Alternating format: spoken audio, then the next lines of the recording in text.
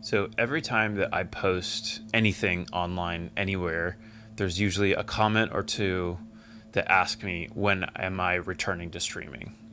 And I realized that I never really acknowledged this publicly. I never really talked about why I stopped streaming on Twitch. I realized that this is something that a lot of people work for very long and, work their way up to it and then, sort of benefit from having a long career on Twitch. And it seems kind of silly to sort of walk away from that, but I wanted to perhaps explain what happened, some of my thought process behind it, and yeah, just get into it.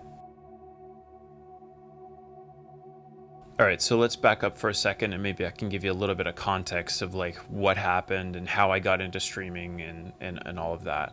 So prior to 2020, I had been, an avid viewer of Twitch, I'd say mostly gaming, a little bit of lifestyle stuff. I would kind of just, browse around and see if something would catch my eye, basically. So I already obviously was very aware of Twitch and the Twitch culture, I should say. It was around the pandemic where I realized, okay, well, I need to figure something out because I had an album coming out and I need to promote it in some way. I can't tour. So, like, what gives? Naturally, I'm kind of an internet native. I immediately jumped on these things. I started a Patreon and immediately started streaming on Twitch. It was partly an immediate need because I needed to promote something, but I also felt like I had kind of a unique advantage, which is that I had a very large catalog of music that I've worked on for the past, 15 years. At the time, most artists were just getting on Twitch or whatever streaming platform and were just, playing their show, their 10, 15 songs that they know. And that was it, and you can only do that like a couple different times. So I felt like, okay, I have a unique advantage here. I have a large catalog. How do I do something that's different and stand out? So what I came up with was basically taking every stem, every song, everything I had ever done, basically throwing it into Ableton. And for those that don't know, it's like a grid kind of view. You can add samples and you can kind of basically play them together and mix and match. And that's what I did. I created sort of an improvisational, grid where I could almost randomly pick and choose stuff and improvise, add drums here and there.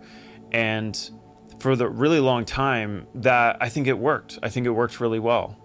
I did 100 episodes of that, 106 episodes of that actually. And, there's only so many different variations of that you can do without it honestly getting pretty stale. And maybe that didn't come across to the viewer as much, although I'd like to think it did. I was getting kind of bored with it. It was just, it was like, it was the same songs over and over again. And I just couldn't it was also all in it's kind of a limitation of it was all in C major. There's only so many different versions of this that I can come up with that are interesting and could kind of carry a 4-hour session, which that's the other element of it. I was doing 3 times a week, 3 to 4 hour sessions. That's a lot of time to fill. That's a lot. And the thing with Twitch is the longer you stream, the more likely you are to get tips and all the things and more people can see it, whatever, so there's a clear incentive to stay as long as possible. So I think my creative side of it was getting a little bit bored with it. I felt like I was kind of stagnating. There were several episodes where I would take a sample like Sandstorm or Smash Mouth or whatever and just do a 4-hour session of that. And that was fun. That was like me trying to break out of it and be a little bit more humorous with it. However, I was just kind of running out of ideas, basically. One thing I really did enjoy about it, and this was kind of surprising to me, because I'm somewhat of a reserved person. I like to, I like my personal and professional life to kind of be somewhat separate. However, especially during the pandemic, I think I really enjoyed talking to people. Granted, it's somewhat of a unidirectional thing. I still enjoyed that conversation that we'd have. And that was probably my favorite part about it, just like being able to talk to people and especially at a time where we're all kind of processing what's happening in the world. It felt comforting, It was through that process that I really realized what Twitch is really about, which is engaging with your audience in real time. And I think a lot of other artists kind of missed that, where they were just like getting up there and performing, or a lot of them pre-recorded, honestly, which again, I understand. However, they kind of misjudged the platform. The platform is the chat. That's the cool part about it. It isn't really what you're doing, at that given moment. It's about talking to people and engaging with them. That was, once I realized that, and there's something about, having kind of a bed of music and talking over it that just works, and it alleviates a lot of those maybe awkward moments of pauses, things like that. I really felt like there was kind of this special moment in time. However, when I was in it, I couldn't help but think, okay, this can't go on forever. This is a lot.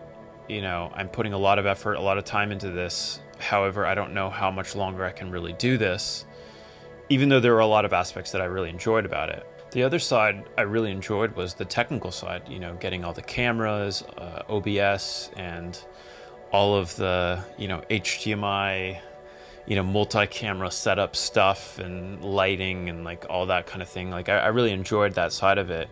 In fact, like I'm kind of benefiting from that right now by, even like the cameras that I'm using now and the lighting that I had for that setup, I'm sort of using for this YouTube channel. And one small thing that I did as the stream developed is I put like kind of a version number in the corner to kind of indicate that this is something that I'm continuously trying to improve. And, all those things combined, I think led to like a very engaged, audience, and probably the first time in really my like pretty long career that I've felt very connected with my audience, and I had like kind of direct feedback, and like I really felt the love and the support from people, whereas I feel like I've had imposter syndrome for a long time. So all of this was like very reassuring and nice to have, especially in a point where there was a lot of uncertainty in the world. So let's talk about the financial side of it. It was very helpful to have people tip and to support me in that way. However, at this point I can talk about it, but Twitch takes 50%. So there was something about that never quite sat right with me, like if somebody tips me $100, knowing that $50 goes to Amazon, that, I don't know, it felt a little egregious. I mean, obviously I understand they have, the bandwidth and the infrastructure, and, they built the whole platform. Of course, they should deserve some of that. However, it felt a little, I guess maybe framing it as a tip kind of seemed weird to me. Although, it was a decent chunk of change at the time, and it was very helpful. And so yet another reason why I felt kind of weird maybe walking away from that, because it's like I feel like, am I making the wrong decision? But I feel like I couldn't like keep up with it. I won't get super deep into this, but in my personal life I was going through a divorce, and obviously a lot going on there, and it was all of those things combined kind of just made sense for me to take a step back and walk away. I think it started originally where I'm going to trim back down to one stream a month, and then I couldn't keep up with. So I think I just let it fade away and walked away from it, knowing that I probably won't be able to start that up again. Definitely now, I mean, 5 years later, I have a daughter, and I'm very busy. My time is extremely limited, so I don't know that I'm going to return in that capacity. However, there was one. I had a little bit of a false start, I should say. Of course, I tried to do this like 1 week before I left for Japan and this whole like tour thing.